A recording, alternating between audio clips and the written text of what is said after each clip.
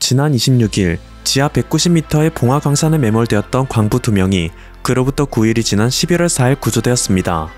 해당 사고는 10월 29일 발생한 이태원 참사의 화재성에 의해 잠시 묻혀 있다가 지난 4일 광부 2명이 모두 기적적으로 생還했다는 소식에 지난 주말부터 큰 주목을 받고 있는데요. 매몰된 광부 1명은 작업반장으로 업계에서 베테랑의 실력을 갖고 있는 인물이었지만 나머지 1명은 이 광산에 투입된 지 4일밖에 안 된 보조작업자였기 때문에 두 사람 모두 건강하게 생하는 것은 기적이나 다름없다며 해외 전문가들도 크게 놀라고 있습니다. 특히 이들이 생한 소식을 알렸던 첫날에는 아직까지 이태원 참사의 화제성에 의해 다소 묻히는 감이 없지 않았으나 시간이 지나며 그들이 공개한 생한 스토리를 듣게 되자 사람들은 더욱 놀라며 그들의 이야기에 주목하고 있는데요. 매몰 1일차 작업반장은 사고가 난 직후 보조작업자를 데리고 갱도 여러 곳을 함께 다녔지만 가는 곳마다 큰 암석으로 막혀있어 도저히 출구를 찾을 수가 없었습니다. 약 10m가량의 암석을 파내가며 전진해도 사실상 헛속으로 돌아갔을 뿐이었기에 이들은 광산 전체가 매몰될 수도 있다는 위험성에도 불구하고 가지고 있던 화약을 동원해 폭파 작업까지 진행했죠. 화약 20여 개를 터뜨렸음에도 암석의 일부만 떨어져 나갈 뿐이었지만 이들은 지속적인 발파 작업을 실시하면 바깥에서 자신들이 살아있음을 인지할 수도 있고 정확한 위치를 유추할 수도 있기에 작업을 지속하려 했습니다. 그런데 문득 혹시 광산에 매몰된 것이 자신들만이 아니라면 어떡하지라는 불안감이 뇌리를 스쳤습니다. 만약 다른 지점에 생존자가 존재한다면 자신들의 화약 발파로 인해 무너져 내리는 광산에 깔려 숨질 수도 있기 때문이죠.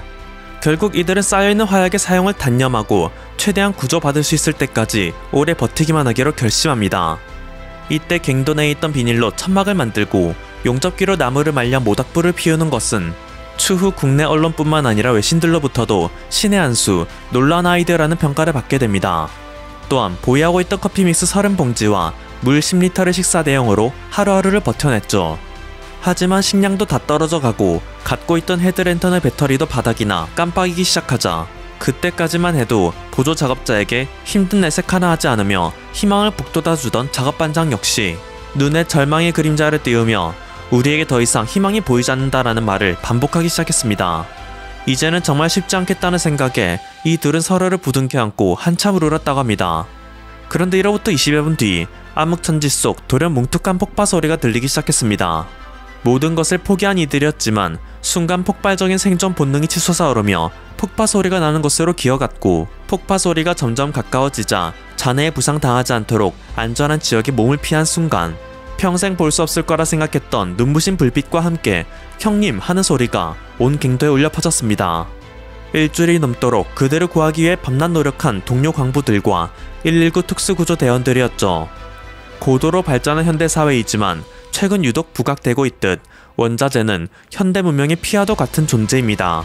석탄, 구리, 리튬, 망간, 철 등등 아무리 기술이 발전했다고 한들 땅속 깊이 묻힌 이 자원들을 캐내지 못하면 현대 문명은 당장 내일이라도 올스톱된다 해도 과언이 아닐 정도로 중요한 자원인데요. 아이러니하게도 이런 자원들을 가장 일선에서 확보해내는 광산 노동자들의 환경은 열악하기 그접습니다. 이번에 우리나라에서 일어난 사건은 광산 작업자들의 놀라운 기지로 큰 주목을 받고 있지만 전 세계적인 관점에서 볼 때 이번 사건은 이슈에도 들추게도 못된다는 게 슬픈 현실이죠.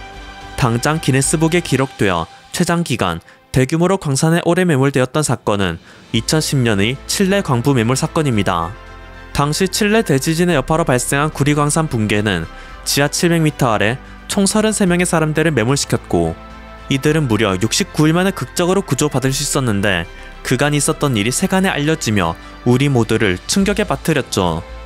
굶주림과 더위, 한정된 자원 속에서 정신 이상을 호소한 이들이 속출하였고 급기야 먼저 지쳐버린 동료를 먹어야 할지도 모른다는 카니발리즘까지 언급될 정도로 최악의 상황에 처했던 사건이기에 이 사건은 영화로 만들어져 스크린을 통해 사건을 간접 체험한 이들을 충격의 도가니로 빠뜨렸는데요. 지하 700m라는 무지막지한 깊이 33명이 69일 동안 매몰되었다는 엄청난 스케일이 유래를 찾아보기 힘들긴 하지만 사실 이 사고가 발생하기 전까지만 해도 전 세계에서 가장 큰 충격과 놀라움을 주었던 광산 사고는 1967년 8월 한국의 충남 청양군 구봉광산에서 벌어졌습니다.